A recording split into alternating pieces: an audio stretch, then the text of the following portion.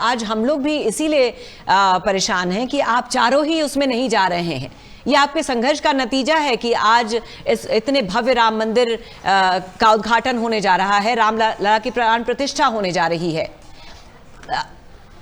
हम चाहेंगे कि आप एक बार हमारे दर्शकों की जानकारी के लिए बताइए कि पूरा विवाद क्या है, क्यों आप लोग नाराज हैं इससे। देखिए, नाराज की बात नहीं है, हम लोग नाराज नहीं होते हैं, हम तो केवल अपने धर्म की व्यवस्था देते हैं। मूल बात यह है कि बहुत अच्छा अवसर आया है राम जी के मंदिर का, ये तो हम लोग सब मान रहे हैं, प्रसन्नता है सबको।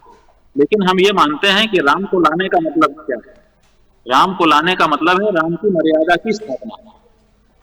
तो राम ने जिस शास्त्र मर्यादा को, वेद मर्यादा को स्थापित किया अवतार धारण करके, उस मर्यादा की स्थापना अगर नहीं होती है तो फिर राम की स्थापना का कोई अर्थ नहीं रह जाता है।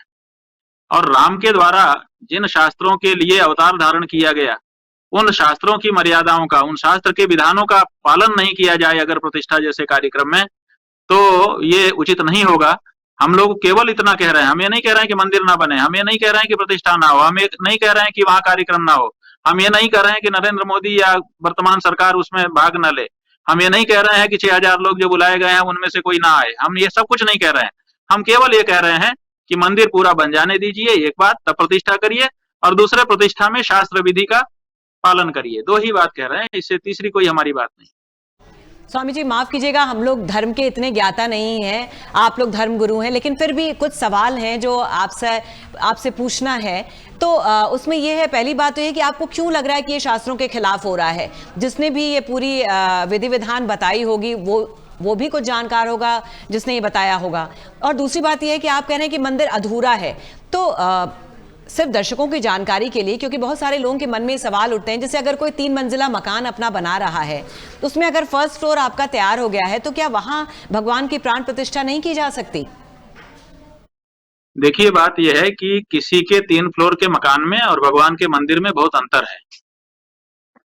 भगवान का मंदिर भगवान के मंदिर के वास्तु के अनुसार बनता है। मंदिर का वास्तु और भवन का वास्तु अलग अलग होता है।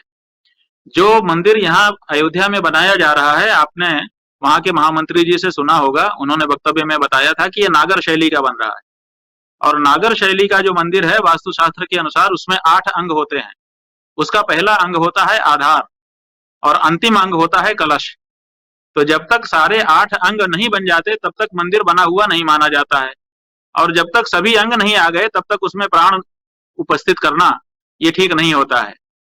तो जब तक 8 अंगों वाला नागर शैली का मंदिर निर्मित नहीं हो जाता है, जब तक उसके ऊपर कलश स्थापित नहीं हो जाता है, तब तक वो पूर्ण नहीं माना जाता है। और जब तक मंदिर ही अपूर्ण है तब तक उसमें भगवान की प्रतिष्ठा नहीं हो सकती, क्योंकि भगवान शास्त्र के अनुसार भगवान के मंदिर को भगवान का शरीर माना जाता है। तो क्या यही कारण है कि आप चारों शंकराचार्य नहीं जा रहे हैं, क्या महज ये कारण है। जी, ये क्या छोटा कारण है। और भी कुछ कारण है या ये एक कारण है जिसके कारण आप लोग नहीं जा रहे हैं। और अगर ये बात लोगों ने अपनी बात रखी थी, सकता है, बाकी शास्त्रीय कारण है जो सबको समझ में नहीं आ सकते, लेकिन ये कारण तो सब प्रत्येक व्यक्ति समझ सकता है, इसलिए इसको हम सामने रख रहे हैं। तो क्या आप लोगों ने ये बात अपनी रखी थी पहले। हम लोगों ने आपके माध्यम से रखी, क्योंकि सीधे तो कोई संवाद हम लोगों का होता नहीं है, कोई पूछने जांचने आता नहीं है, वो लोग अपने मन से करते हैं।